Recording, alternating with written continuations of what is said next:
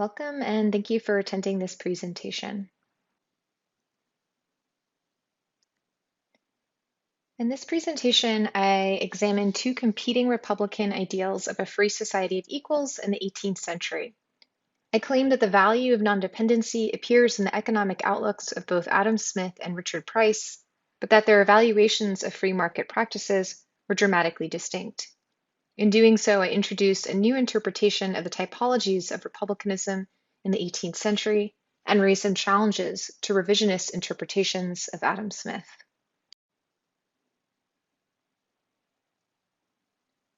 First, some background on republicanism and the ideal of non-dependency.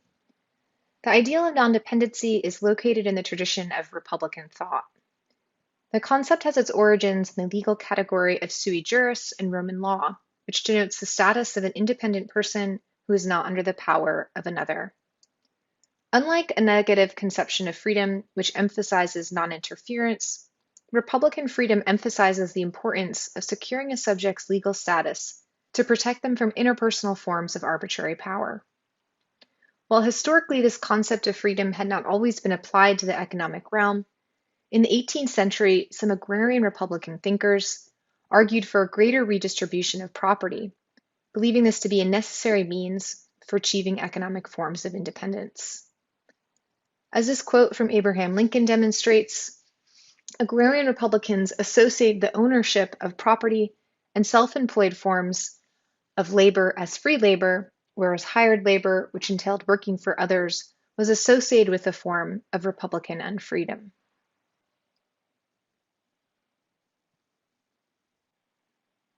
One particular proponent of this agrarian Republican outlook is Richard Price, a Welsh moral philosopher, mathematician, and dissenting minister who was also Adam Smith's contemporary. Price is best known for his political support for the American and French revolutions, the latter of which made him infamously the target of Burke's critique and reflections on the revolution in France.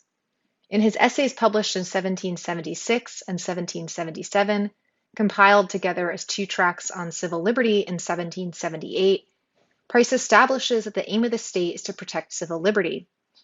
He associates civil liberty as it applies to citizens, governments, or communities with the idea of self-direction and self-government. As it applies to citizens, it entails the positive right of being one's own legislator. Price's defense of self-legislation is rooted, moreover, in his Republican understanding of freedom as independence from a private external will. As Price states in the second quote on the slide, quote, "To be free is to be guided by one's own will, and to be guided by the will of another is the characteristic of servitude," end quote. In line with Price's commitment to non-dependency, he also supported an agrarian owner-occupier economic model. In Observations on the Importance of the American Revolution, Price praises the yeomanry model found in the North American colonies and warns against the harms of property accumulation, claiming that, quote, "there is an equality in society which is essential to liberty," end quote. I should also note that in the same passage, he favorably references Plato, Thomas More, and Robert Wallace, and their plans, quote, "for establishing a community of goods and annihilating property," end quote. In his postscript to an earlier text, Observations on Reversionary Payments, Price also criticizes the British parliamentary enclosures for destroying the subsistence-based practices of commoners and small producers. He concludes of the enclosures that, quote, "the circumstances of lower ranks of men are altered in almost every respect for the worst. From little occupiers of land, they are reduced to the state of day laborers and hirelings." He predicts in time, moreover, that, quote, "the whole kingdom will consist of only gentry and beggars, or of grandees and slaves," end quote. So here you see the agrarian Republican distinction between unfree and free forms of labor, or hired and self-employed forms of labor. Scholars have also noted that the ideal of non-dependency is central to Adam Smith's economic outlook. In Book 3 of The Wealth of Nations, Smith claims that one of the most important effects of the introduction of commerce into society was that it brought about the liberty and security of individuals who had before lived in servile dependency upon their superiors. On Smith's account, commercial society liberated feudal producers primarily through the impersonal mechanisms of the market. As Smith writes, quote, each tradesman or artificer derives his subsistence from the employment not of one, but of 100 or 1,000 different customers. Though in some measure obliged to them all, therefore, he is not absolutely dependent on any one of them. Elizabeth Anderson interprets Smith's support for free markets on the basis of this Republican commitment to non-domination in the economic realm. She claims that Smith's economic model was a commercial Republican model, which she defines as a system that, quote, secures widespread personal independence through a property regime that supports self-employment.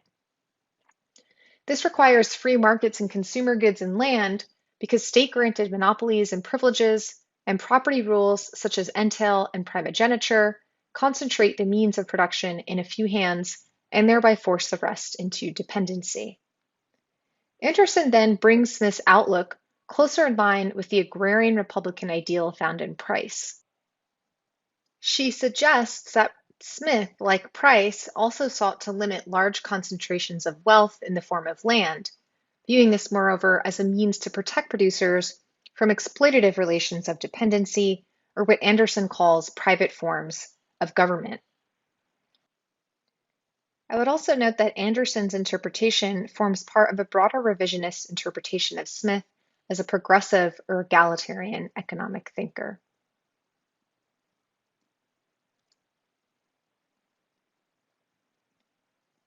There is some textual evidence that appears to support Anderson's interpretation. In this quote, Smith refers to a North American farmer as a producer who is, quote, really a master and independent of all the world, end quote. Consistent with the agrarian Republican view, he makes a distinction between free and unfree forms of labor, associating the former with self-employment and the latter with hired labor. So this leads to the question, did Smith support an owner-occupier model?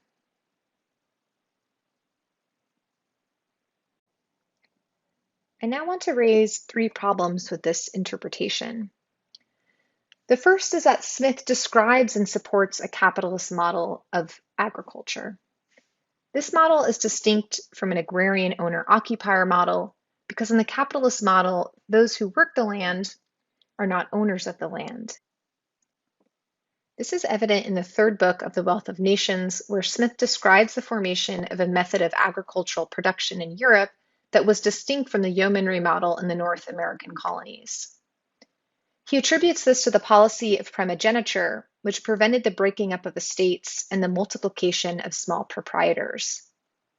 Not only were there fewer small proprietors, Smith also describes the emergence of a class of farmers who were not fully independent, since they were leaseholders and renters of the land, not owners. Despite being only leaseholders, Smith continues to describe this class as independent, marking a departure, therefore, from the passage in the previous slide. Throughout The Wealth of Nations, Smith assumes this landlord model of agriculture. Another example occurs in his comments on the topic of land rent in Book 1 of The Wealth of Nations, where Smith describes the three great orders of society and refers to the landowning or proprietor class as the class whose revenue, quote, costs them neither labor nor care, unquote. In sum, Smith claims that with the development of contractual agreements through leases, it was possible for producers to remain independent without being in actual possession of the land. If Smith was aware of the difference between the landowner model and the owner-occupier model, he does not appear to suggest that the former was any worse than the latter, both in terms of its favorable effects on the liberty of producers and, to a certain extent, economic growth.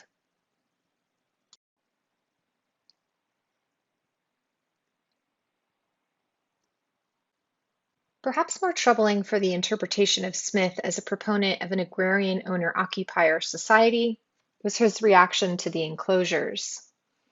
If Smith favored small producers and opposed the monopolization of wealth and land, one would expect that Smith would join thinkers like Price in his opposition to the Enclosures.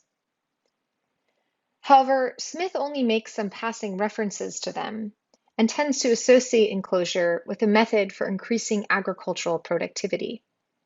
It seems more likely that he was on the side of the improvers in the debate over the enclosures in the 18th century.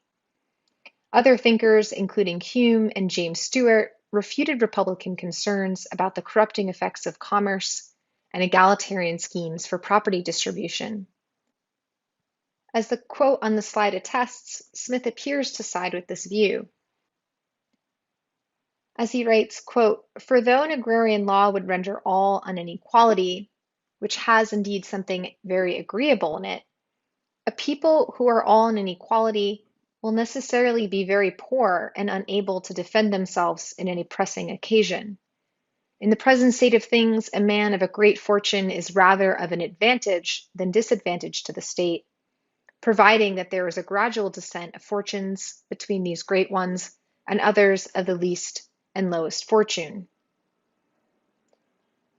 There are also passages in The Wealth of Nations and the Theory of Moral Sentiments where Smith repeats the idea from this passage, that is, that great and overgrown fortunes are not oppressive for the poor, since they remain its source of income.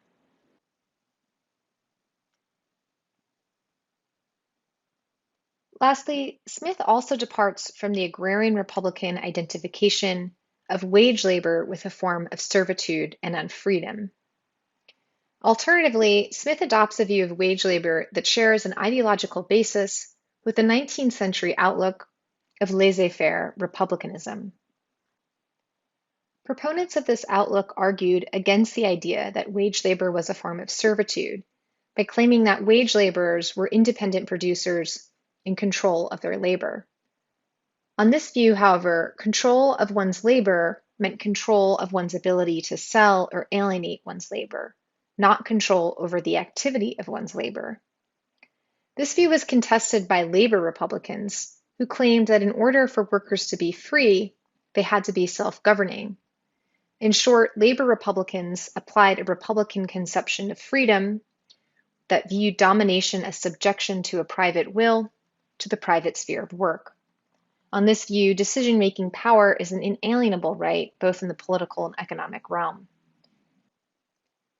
In the new industrial setting of the 19th century, this translated into support for collective ownership and governance of the workplace. As discussed in an earlier slide and in the passage quoted here, Smith also identifies the right to alienate one's labor with conditions of economic independence. This view is consistent, moreover, with Smith's rejection of an owner-occupier agrarian society. The latter ideal was alternatively adopted by agrarian Republicans precisely because they understood free labor as labor that is self-directed. They believed, as seen in Price's outlook, that a more equal distribution of property was necessary to enable a system of self-employment, the only system consistent with near universal conditions of Republican freedom.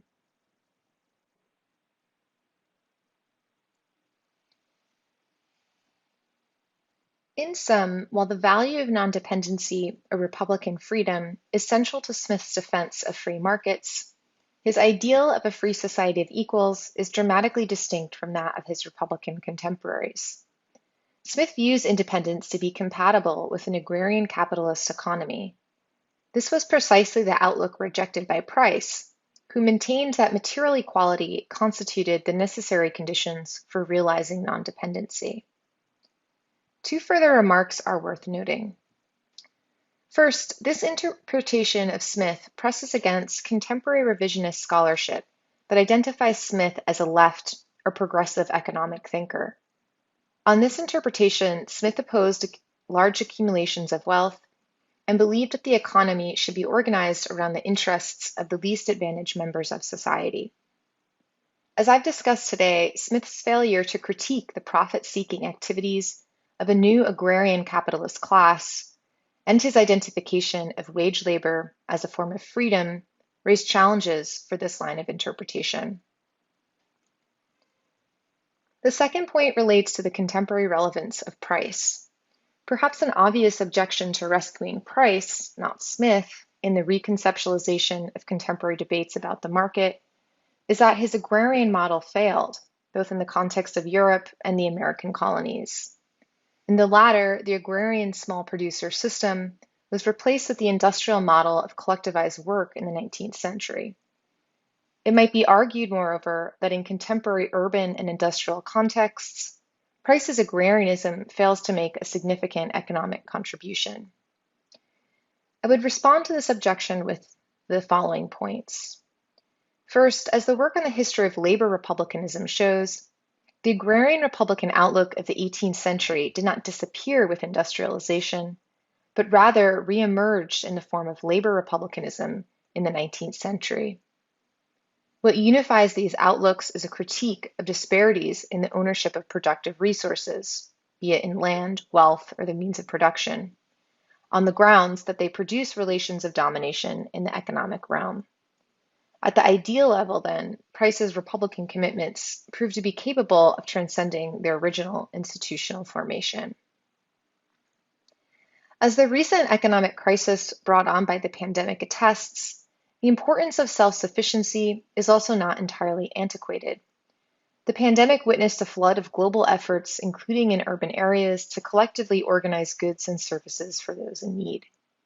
Knowing how to take care of our needs outside of the market continues to be a vital resource for societies facing periodic cycles of environmental and economic crisis. Self-sufficient agrarian producers, moreover, continue to make up a large percentage of the global population and are often at the forefront of global resistance movements against capitalist development projects. These movements often emphasize the right of peasant and indigenous communities to self-governance over land, food, and natural resources. For instance, the idea of food sovereignty developed in response to WTO trade agreements that place food production, distribution, and trade under the governance of transnational corporations.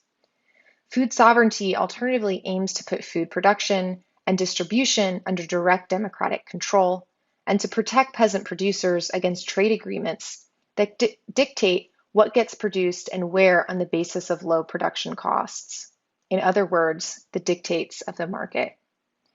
To claim then that Price's agrarianism or anti-commercialism is irrelevant for the contemporary context overlooks the central role that agrarian and peasant communities play in global movements for economic justice.